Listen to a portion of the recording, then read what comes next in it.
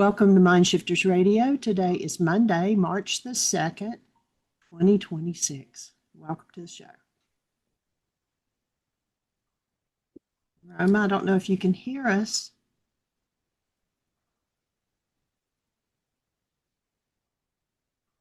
There you are. Well, maybe. Welcome, Anita. Susan Bingham's coming in. Welcome, Susan. Good morning. Good morning. How are you doing? Great, thanks. How are you, Jeanie? Doing good. Thank you. Appreciate it. So welcome, Michael. Thank you, dear heart, and welcome, everybody. Delighted and honored that you're here. And then we get to enter this conversation one more time. How's everybody doing? Welcome, Roma. And for anybody who doesn't know Roma, she's a young lady that's been working with this work for, geez, I'm not even sure, Roma, 40 years now, and lives in Hawaii, and we haven't seen her for a while, so not sure where your microphone button has gone. I can see your video button, Roma, but I can't see your microphone, so I don't know what's happening there. It's kind of strange. But anyway, if you're connected and can hear us and you want to say hello, all you need to do is hit your mute button.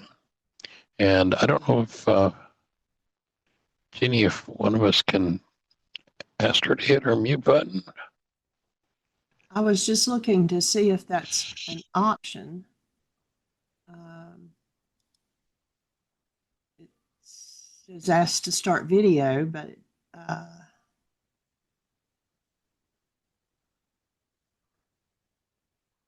I don't know. No, it doesn't. It doesn't give me the permission to ask her to unmute. Okay. Well, I guess because she's not connected to the audio yet.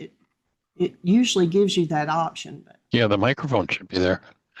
Well, anyway, Roma, if you can hear us, we can't hear you yet, but if you do pop in, just hit mute button and say hello if that feels appropriate. And welcome, Miss Susan and Anita. How are you ladies today? Well, kind of reeling over Iran, especially since the killing of the Ayatollah. He's like the Pope in the Shiite tradition. Crazy. So I imagine we're in for more trouble than we even imagined. I don't know. Anyway, it's very much on our minds. Yeah, certainly holding space for healing. And look at that one school where, I don't know what the final number is, but the last I saw was around 150 people, mostly little girls, killed. It's definitely time for a lot of breathing, a lot of healing on planet Earth, for sure. So how are you both, you and Jeanie? We are rocking along. We have Lincoln today. Got a bunch of garden work done this weekend. Had some neighbors come in and help to clean up the mess. I felled 4 trees this weekend. Wow. And we're getting ready to put some new fruit trees in. So one of them was shading. They're really old trees that are kind of broken down, but have been on the property for probably 50 years. And so took a couple of those down and had some neighbors just jump right in and help us, which was nice. And also found a fellow in the neighborhood that was really reasonably priced to come over and help cut it up. And so got it cleaned up really quickly. Jeanie put it on Facebook and got a response, and bing, there we went.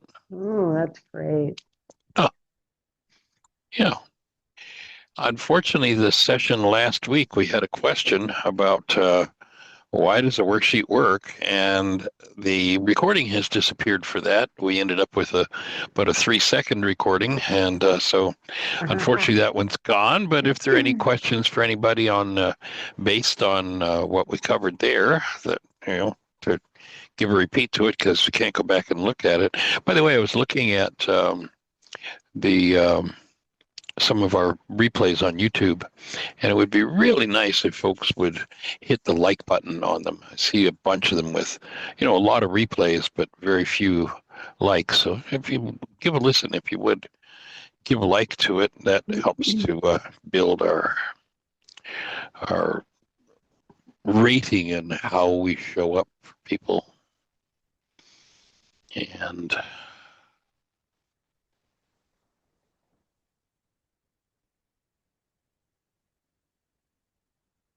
thoughts, Susan? Oh, adding a like is not a hard thing to do at all. Yeah, it's easy. A comment would be good too in any case, but a like is builds the logarithm to get us up higher on ratings, so we show up in more people's feeds. Are your shows often with a video? There is a summary. Have you noticed that? You Yes. push more underneath. Oftentimes, if there's a show about how to do something or 4 exercises you need to do, and it's a 25-minute thing, and if they just show 1, 2, 3, 4, this is different from your stuff, which is much more linear and processing. But if people get a summary of your video, they may not listen. Actually, I put, Yeah. if you click on one of them and just click on the title, I do put a description in there. I don't know if short summary. YouTube summary is different, but I do put the same summary in there that I put on our website. Yeah, you're good about that. You've always been good about that. That wasn't what I was talking about. And I haven't checked with yours whether there are summaries, but I think it's automatic now. My daughter has a daily meditation she does in the mornings, and it's always summarized. Even, I don't think she does it. I think AI does it. Anyway, I'll check on that because that would save me 2 steps, because what I do is I run it through a program and it actually transcribes it word for word. wow. And then I use chat to summarize that transcript. Wow, cool.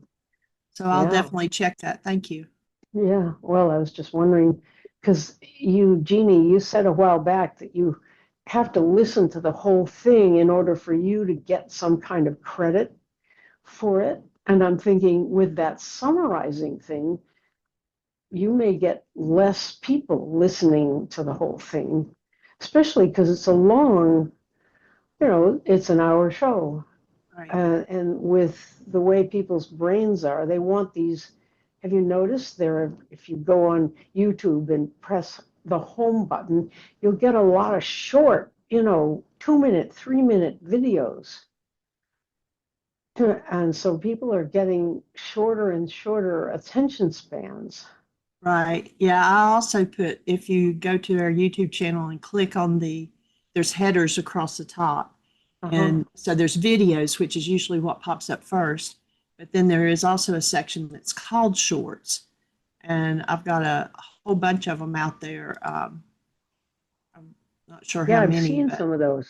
Yeah. Do you create those? Yeah. I have a program.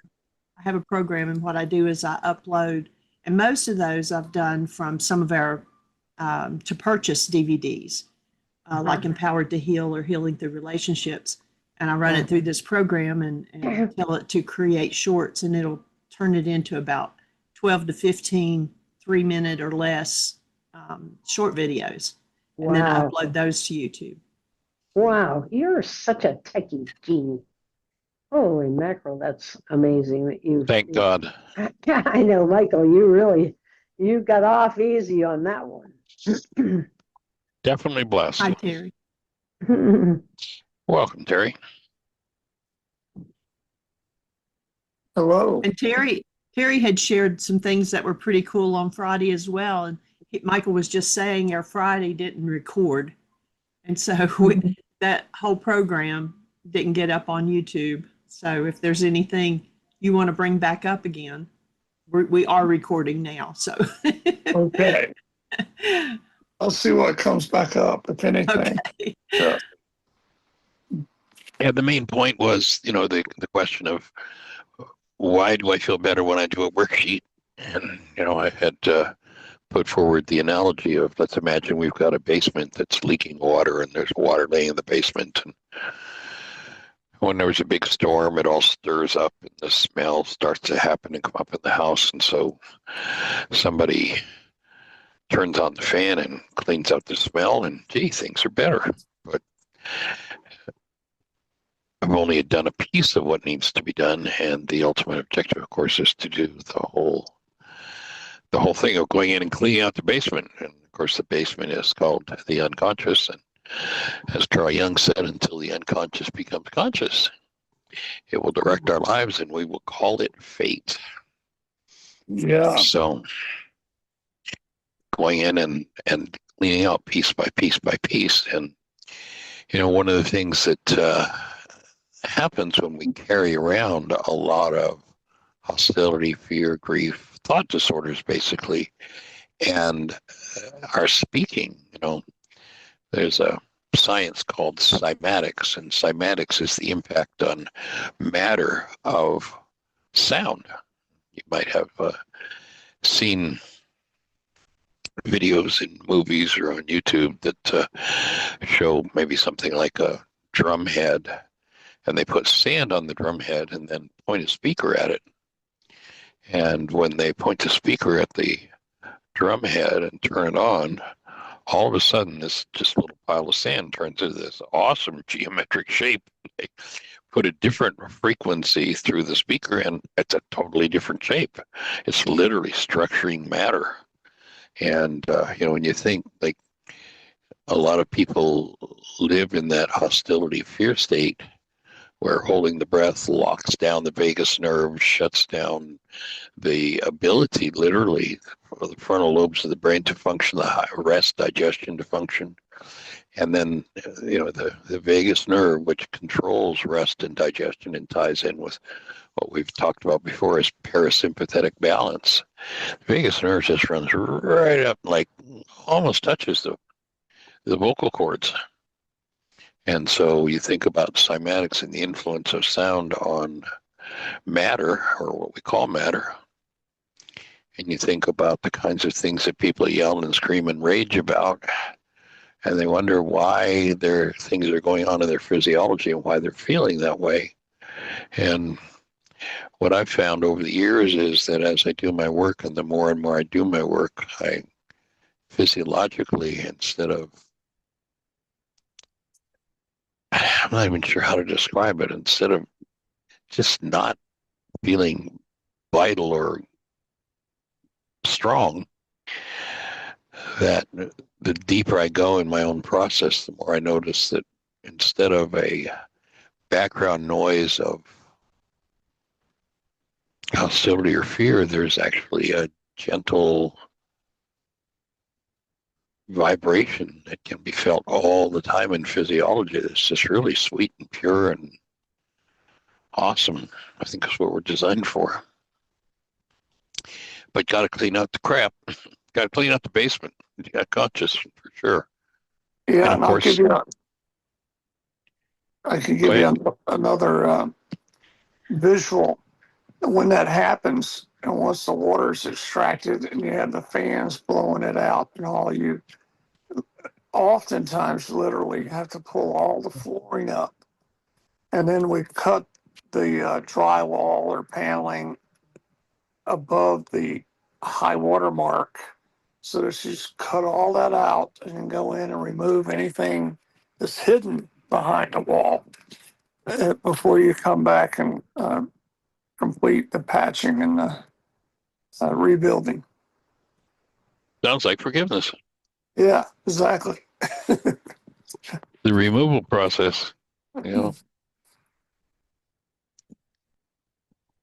When we realize that literally every word we speak, every thought we think is an energy, and those energies are stored. If you look at Bruce Lipton's videos on YouTube, you'll see where Lipton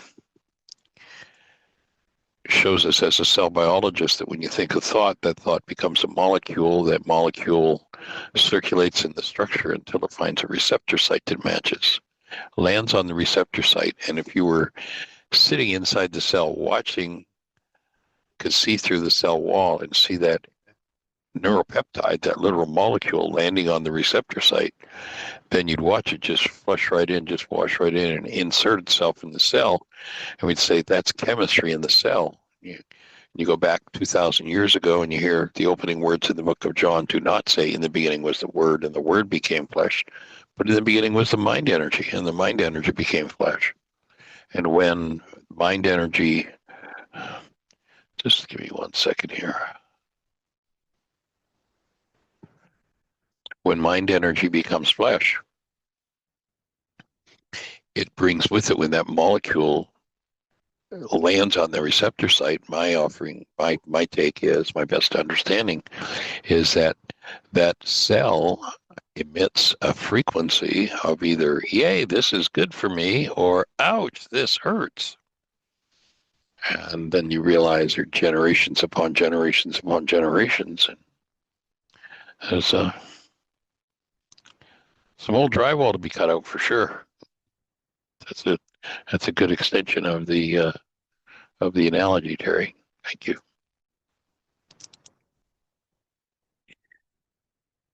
Some of you might remember in some of the intensive we've done, it's not an exercise I've done recently in an intensive, but if you were to look at the extended family, and let's say that we have a meter that goes from 1 to 10. 10 means living in joy, aliveness, excitement, enthusiasm, health, well-being continuously. 1 would be living in misery, trauma, drama, pain, disturbance, upset, blame, pretty much continuously. And if you were to rate the folks in your closest family system on that scale of 1 to 10, 10 being pretty much continuous joy, 1 being pretty much continuous upset and disturbance. If you were to think, if you placed, let's say, mom and dad on that scale, on a scale of 1 to 10, where would mom be? Where would dad be on that scale of 1 to 10? And then if you were to look at what you know of your grandparents on a scale of 1 to 10, mom's side, grandma, grandpa, scale of 1 to 10, where are they? Did they live at a 1, 2, 3? Did they live at a 9, 10? On grandpa's side, his parents, did they live at a 1, 2, a 10? If you just imagine going back a few generations and or take, because they're also a reflection, take all of the people in your family, cousins, aunts, uncles, and you put them on that scale. What I've found when I've done this particular exercise, and you might want to sit down and actually do it with pen and paper, it's a good visual. But what I've found over the years when I've done that exercise is that if people do kind of their whole family system, just rate everybody, not with the idea of judgment, but just looking at, where does it look like they live? And then average those out. When people do that scale for themselves, what they find is that they're pretty much the average of the family system. In other words, the mind energy that's come into and formed the family system and gotten it to the point to bring you into the family system, the average of it is likely what's going to be going on in your physiology, in your mind, in your emotions, in your creative process. And so it can be a good bird's eye view of recognizing, why would I want to continue to take up the tile and cut the drywall at the high water mark, and then I'd probably want to ozone up inside of the high water mark, even all the way up into the walls and the ceiling, because that moisture had sat there for long has probably created some dry rot, some mold, and so it's pretty much a similar situation. So I can get a sense of how much work I need to do just by doing that analysis. Again, just for my own use, where would I peg each person, each cousin, each aunt, each uncle, mother, father, sister, brother, even neighbors have an influence. Where would I peg everybody? And then where do I peg myself? And it can be a good indicator of why I am where I am, and a really, I think, important point around this idea is that we have to give up the belief that something outside of us is a cause of what we're feeling and what's moving inside of us. That's like a pretty much a generational belief from virtually everybody in this culture.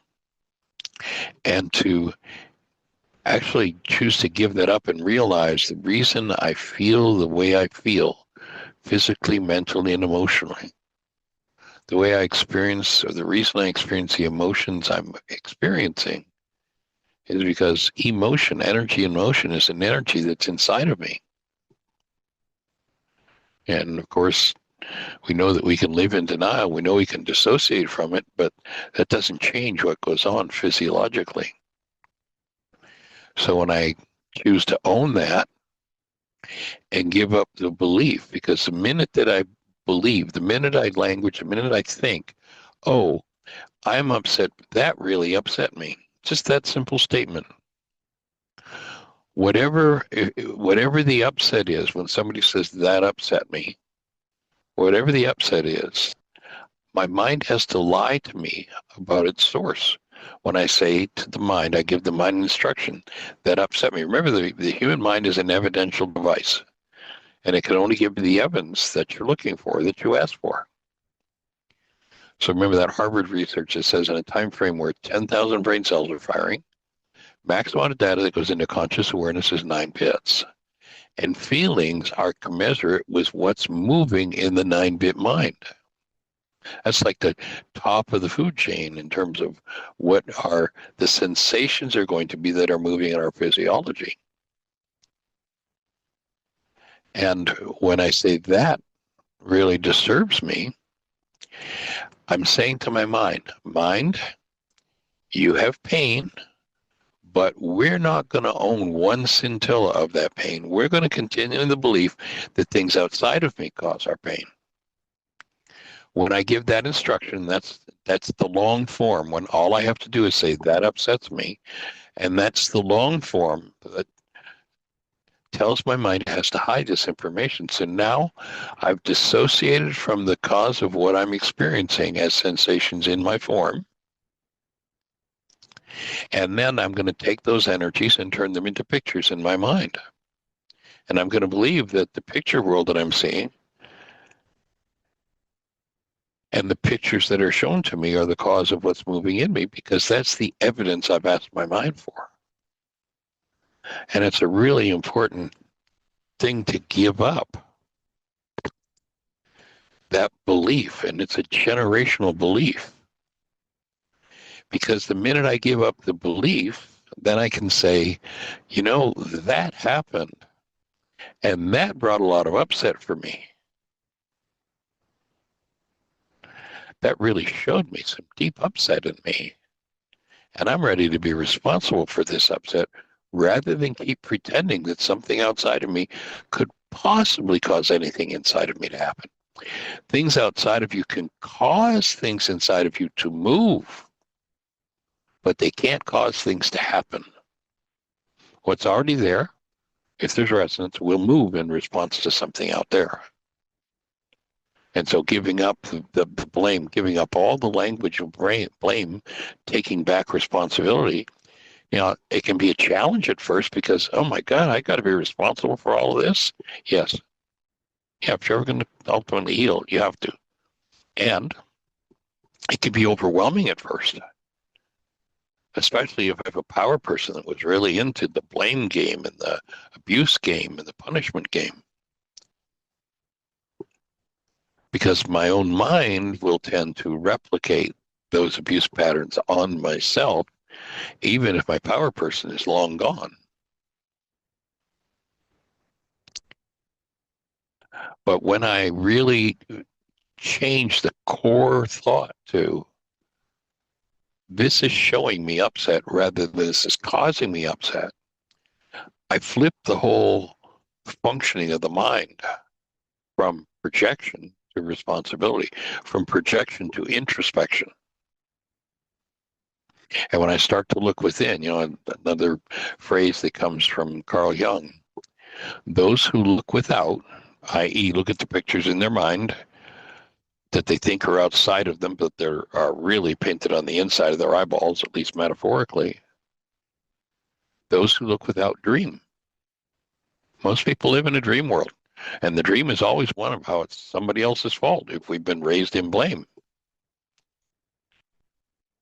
And then he says, those who look within awaken. We choose to go within if we are the inheritors of generations and generations and generations of blame. And you don't have to turn the news on for 10 minutes on any channel going, and you'll hear somebody's extreme story of blame. That's how pervasive it is. And rarely will you hear, a question I often ask in the communication, did you hear what I think I said workshop, is how many were raised in a family where you ever heard, especially an authority, an adult, as a child, your God, say, I was at work today and, I spilled some ink on some paper and that made me so mad. And how many others have heard, gee, I was at work today, I spilled some ink on some paper, and man, that brought rage up in me. I didn't realize I had so much rage. I had this work I'd done, and all the work was destroyed because of the ink. I was going to have to do it all over again. Man, I really need to clean up this rage. How many of us ever heard that language?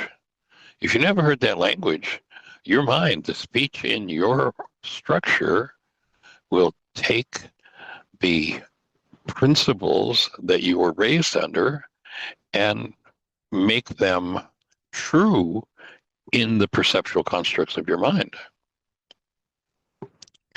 And so the gradual moving from, oh, I'm in pain, somebody else is the problem in my life, to I'm in pain and I have thought disorders I need to heal, is the difference of night and day. It's just really monumental. By the way, Cammie, congratulations. Saw your post yesterday on Facebook. That's pretty awesome. Thank you.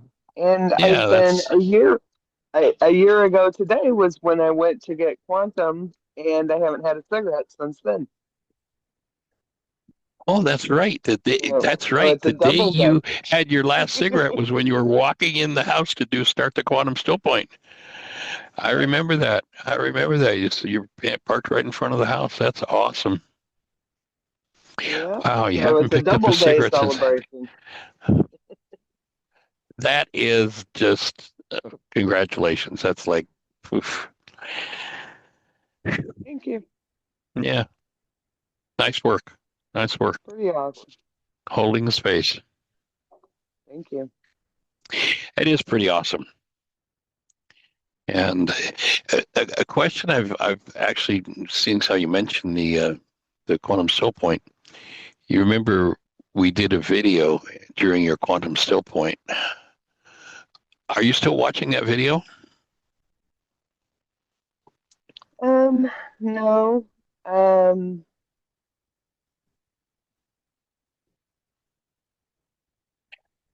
I'd support you getting it out and putting it on your home screen and reminding yourself when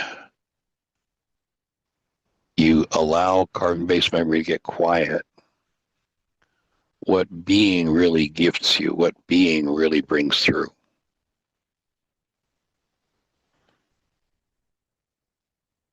because carbon-based memory can be very convincing. And, we tend to believe whatever is vibrating, whatever is firing in our brain cells at the moment it's firing. That's why the people we can meet and they sound like they're one kind of person, have one kind of belief, and the next time we meet them, they're like, whoa, what happened? How did that change? Well, whatever is firing in brain cells at the moment produces constructs, and those constructs seem eternal, permanent, and real when they're firing. But the video that we took, and just so others know what we're talking about during our quantum still point, Cami just touched into just a powerful healing moment of joy and aliveness that was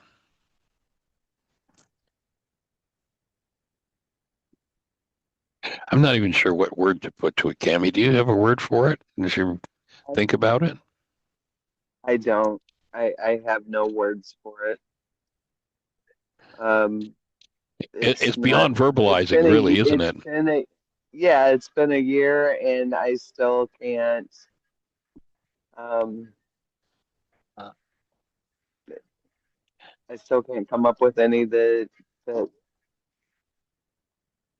So I just know that it is, and go with it. Yeah, well, I had thought of that the last, I think a couple of shows ago when you mentioned, you had some stuff up, and I thought, I wonder if, and we were getting close to the end of the show, and I didn't ask the question if you're watching a video, but I'd put it on my home screen and even, make it part of your meditation every day that your mind, you think about that opening that happened was just phenomenal, and the divine forgettery can put that stuff away and hide it. And it wants to take us back to our norm, like I said, do the numbers on a scale of 1 to 10 for the whole family system. And each of us will tend to be an average of what that family system is. And that when you think about the mass, in the world of physics, there's a thing called inertia.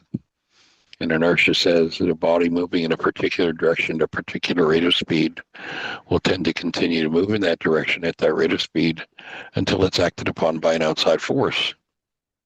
So, car moving down the highway, there's gravity and there are, there's friction on the tires, but if it's doing 60, there's no braking, it tends to keep on doing that 60 until friction steals away its energy and slows it down. How the mind works in exactly the same way. If old patterns, generational patterns, parental power person dynamics resonate, and there's nothing to put a brake on them, they'll tend to just take over and run the show. But for me, the value of just watching yourself with that smile and that excitement in your voice and that healing conversation that you had, to have that would be like another way of putting the brakes on and dissolving the old generational patterns that need to go. And, you've done a monumental amount of work around that. When I realized that you did give up cigarettes that day, I had forgotten that was what you'd said you'd done, and that it's been a year and you're free of it. That's just phenomenal. It is phenomenal, It is. And this year has been kind of hell in my mind. Fraught with opportunities to learn forgiveness. Yes, Wouldn't it be nice yes. sometimes if life were not quite so fraught? Yeah. Well, then I guess it wouldn't be life. Yeah, it would be. It would be life with joy and a life. It would be life on that scale of 1 to 10 at a 9 or 10, rather than, maybe a 2, 3, 4, or 5.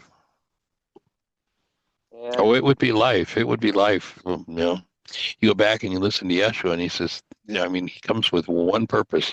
He doesn't mention dogma. He doesn't mention doctrine. Two big words in today's world that seem to relate to him, but they're words he never even spoke or thought of. But he did really clearly say, I come to bring you life more abundantly. And my take was the analogy, or this thing we just did with the scale of how's the family system been doing on the scale of 1 to 10. My take would be, an interpretation in that context would be, hey, if you're living to 3 or 4, I've come to take you up to a 9. Do this work and you'll come to a 9, and that's a 10. And then when you have those moments, you've heard me say in intensive before, the suggestion, well, document it for yourself, really detail it, everything right down to what you're feeling physiologically, because that will be support the next time, the next layer of healing that comes up, the next healing crisis that comes. It will be support, and you've got the whole visual of that process right there, and I think it's about 3 or 4 minutes. So, good reminder. Yeah, I have a couple of them actually. Yeah, we did 2 that day, I remember, but the one of them that involved your dad, to me, was just, Hmm. from what you've processed and where life came from, that was just like beyond.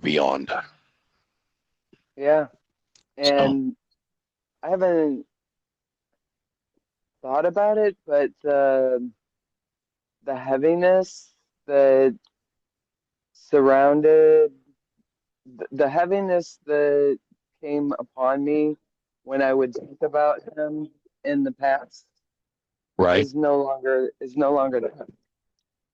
It's just no longer there. Yeah, Um, Dogs are walking by, and sorry about that. that's okay. We can do it. I have to say hi. I have to say Yeah, hi to everybody. sure. Well, that's exactly the kind of testimonial that says it all. Is, I mean, how many years was that you use the word heavy? How many years did you live with that every time your mind went to your dad? And that one monumental event, Yep, that's the fruit of your work. Your mind doesn't go, it's just not there anymore. yep, So, absolutely. I mean, you know, I was 60 when I did that, so um, yeah, it's just not there. That longing, that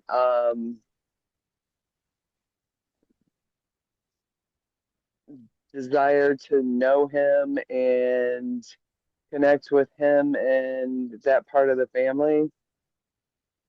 It was just released.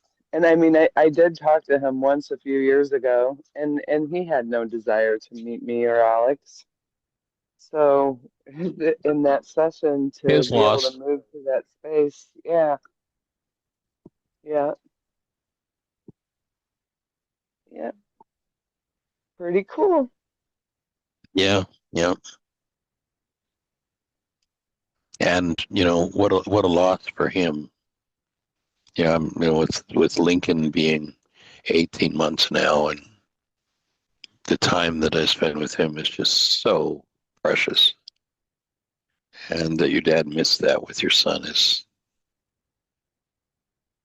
it's a He shame. didn't even ask. Yeah, he didn't even ask if I had any kids.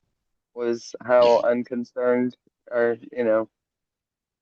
But I mean, it's been a lot of years. He had to shut that down too, because he did try to fight for me. Just didn't work out. Yeah, and you think about the Or family no, I history on shouldn't his say side. that. Yeah, I shouldn't say that because he was in jail. It was his family that tried to, not him. Mm. So yeah. So you think about what kind of a load he was carrying that he genetically passed on to you and then environmentally reinforced. Yeah. And I join you I in the had compassion you were able to hold for him that day, and the conversation you were able to have with him. It was pretty awesome. and hold for him every day. Yeah, Anytime that he comes to my mind, it's just, um, that's the automatic response now. yeah, the automatic response is just love, and it's clean. And one of the cool things, this conversation, what came up was that one of the really cool things for me, being a person that always wants to figure it out, because I don't know anything about that side of the family, it's a lot easier for me to just breathe and let the stuff move through me instead of trying to make sense of it. And that could be a lot of the work that I'm doing that I haven't been able to pinpoint after that opening. Yeah, that was a huge, huge opening. That's just monumental. Good And work, and it's Tammy. nice. It's nice to hear when you talk about it, the lilt in your voice still that's there. Jeannie, were you going to say something? That was actually Sally. Oh yeah, Oh, Sally. Oh, I go for it. unmuted it. I just wanted to say good work, Cammy. Good work on quitting smoking. Good work on with your dad, and good work all around. Thank you so much. Mm-hmm. We didn't actually say what your post was that I was acknowledged. Do you want to share that? I had 3 years of sobriety yesterday, which is Oh, just a huge accomplishment. I had my oh, first drink when I was 12, and I don't think I went a full year, or no, more than 13 months without alcohol since I was 12. You're And now what, so, 39? yeah. mm-hmm. Oh, don't I wish. But Yeah, but yeah, you probably would want to go back and have to do all that again, would you? um, if I knew what I knew now, absolutely. That's true. Yeah, yeah. If you had the tools, yes. Yeah, it would be a big step forward. Yeah, But but that's pretty cool. 3 years, when you go from 12 to 39 without a sober breath, that's pretty amazing. yeah. See, I guess I was 59 because I'm 61, so 3 years. So no, I would That's have been pretty close to 58. 40. Yeah. I would have been 58. Yeah. So hey, 61's pretty great today. Yeah. Cool. Awesome. Well, anything else to share? Any other thoughts for you? Nope, just sitting out here looking at the sea and enjoying this beautiful day. Nice. Nice. Cool. And listening to all the construction around, you guys can probably hear. No, actually, we're not. No, your voice is clean and clear, so your microphone's gating that stuff out. Oh, nice. It's kind of like the mind gates out things we don't want to look at. And these noise canceling microphones are pretty amazing. Actually, it's kind of a good mimic or reflection of what the mind does. Is that when the mind gates information out, it's like it's just gone, and microphones are set up to create. They're called noise canceling, and that's exactly what they do. They create an opposing frequency that just it can't enter into the system. So it's a pretty close analogy to exactly what the mind does. Yeah. That's a good analogy. Did it cancel out my dogs barking too? Yes, did not Really? hear the dogs at all. No, Oh, wow, that's awesome. no. What happens is, frequency is a wave shape. And so what the noise canceling device does is if you think about a zero line, if everything's silent and then a noise comes of a frequency that steps up and above that zero line, there's an energy pattern. with the frequency of, well, let's say, the dog barking. What the technology does is it takes that frequency and reverses it and sets in with the noise the exact frequency only from the zero line on the bottom side of the zero line. And so the frequency on the bottom side of the zero line cancels the frequency on the top side of the zero line. Noise canceling. Noise is gone. It's pretty cool technology, and it is exactly, we've talked before on the show, and maybe some haven't heard the piece of research that was done with cats, and they literally implanted electrodes in the brain of the cat and hooked them up to an oscilloscope. And the area of the brain they put in was where sound is registered. So literally, a sound comes into the ear, and the certain brain cells fire, and an oscilloscope goes bing. You see an oscilloscope jump. So they have this cat hooked up. They're measuring, watching the oscilloscope and brain cell firings, and they click. They have a little device that they click in the cat's ear, and every time they click it, the oscilloscope goes bing, bing, bing. And then they put a mouse in a bell jar right in front of the cat. They can click that clicker till the cows come home. Nothing shows up in the cat's brain. It's just gated out. It's totally, it's like the 9-bit mind. Once we're focused in something, Yep. it's just gone. And of course, the downside of making something quote unquote gone that is painful is that it's gone from awareness, but the energy's still in tissue. The energy's still in the basement, and that's why the tools are there to keep clearing it out. And that's what raises, if somebody's living down at a 2, 3, or 4 on that scale we talked about when we started, raises them up to a 6, 7, 8, 9, 10. And we're designed to live at a 10, maybe even a 20 or a 30. So it's cool to have the technology for sure. We're blessed. Yeah. And it shows us things that we can't see. Yes. Yeah, that can be a challenge when you raise your honoring of truth. In the personal code evaluation, raising the ability to honor truth shows us more information. It's like taking out the noise canceling from the system. All the information becomes available, and so it's that Carl Jung had this insight to say, until the unconscious becomes conscious, it will direct our lives. We'll call it fate. We'll think it's happening from out there.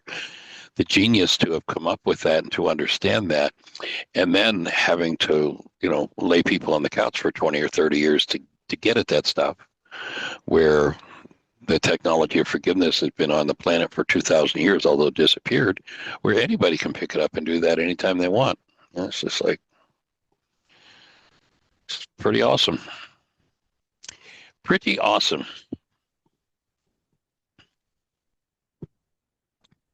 So any other thoughts for you, young lady?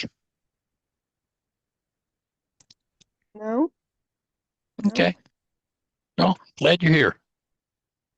Me too. Thank you. All right. So anyone else have anything to share? We got about 10 minutes left. Anyone else got anything happening? Questions, thoughts, answers, ideas?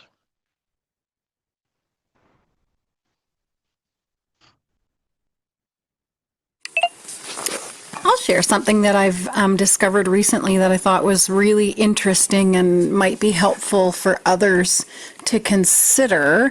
Is this internal family system model that talks about how we're not a single personality. So, if I'm angry, I'm not angry. It's just a part of me that's angry, for example. Or if I'm sad or frustrated, it's just a part of us that's frustrated, not all of us. And I found that thinking about it this way, for me, has taken quite a bit of the charge out of the emotion and allowed me to work through it faster. And it seemed to, not that it's a race or anything, but I instead of being stuck in that really charged emotion, I was able to look at it more objectively and just process it in a less what's the word? It seems to have lightened the charge significantly for me, which was a really interesting concept, and surprised that it's not something that I had actually encountered sooner. Clearly, it was the right time. Yeah, nice to allow yourself to move through things gracefully, isn't it? Yeah, yeah, it really has been a game changer for me, which is really fun. Awesome. Yeah, and Thank you for sharing that. yeah. Have you got an example that you can? Um, let's see what happened recently. Yeah, nothing in particular that comes to mind at the moment in the hot seat, but it just has really shifted how I see what I'm moving through, that it's not necessarily, who I am. It's just a part of Right. my experience. And so, Yep. yeah, it's been really cool. And Stuff that's in there. yeah, which Sounds like letting go of identification with that. Like it's not me. It's just there. And yeah, that's exactly it. That's exactly it. It allows the processing to be more easeful, I suppose. It reduces that charge, which has been really cool. And I'm hanging out with my mom. She's listening on nice. the show too. That's awesome. Yeah. Very sweet. Very sweet. Yeah. Thank you. All right. Holding the space. Cami? Thank you for sharing that, Anita, because I remember the first time that I had listened to a video on that, and I had forgot, but it was just like what you were saying, the identification with it, like that's just a small, tiny part. That's like 9 bits, or 1 bit. Just Yeah. just 1 bit of who I am, that identification with our feelings and thinking that that's who we are, and that, like you, that just really um, brought a lot of comfort and makes it easier. And I needed to be reminded. Thank you so much. Cool. And with what you're saying, Cam, you remind me of one of the earlier worksheets. I think it's on the website still. The version of the worksheet that we're currently using is probably at least version, I don't know, 4,822 or something. There were times when that worksheet would change, significant changes 3 times in a day as I was working on it and waking up myself. But there was the core idea of recognizing that what's going on in my physiology is no inherent part of who I am as a being. And one of the lines that used to be in the worksheet was, the question, it was set and framed as a question. The question was, after laying out the situation, was my error. I made something more important than staying connected to my source. And my identity, my true identity, is in being. And when I make something more important than that, an issue, we come to relationships. We all come to relationships with a whole bag of issues. And that line in the commitment that says, my relationship, my serenity, my relationship with my source and with you will always be more important than any issue. It's like, so we all have issues. We're all carrying issues around, but when we make the issue we let our minds be filled with the issue, our physiology be filled with the energy that that issue brings up in us, then we can destroy ourselves, others, our relationships. If we remember, oh, this is just an issue. Okay. I got some work to do on it. All right. That's cool. But what's more important is that I keep my breath connected and I stay with my source. It changes everything.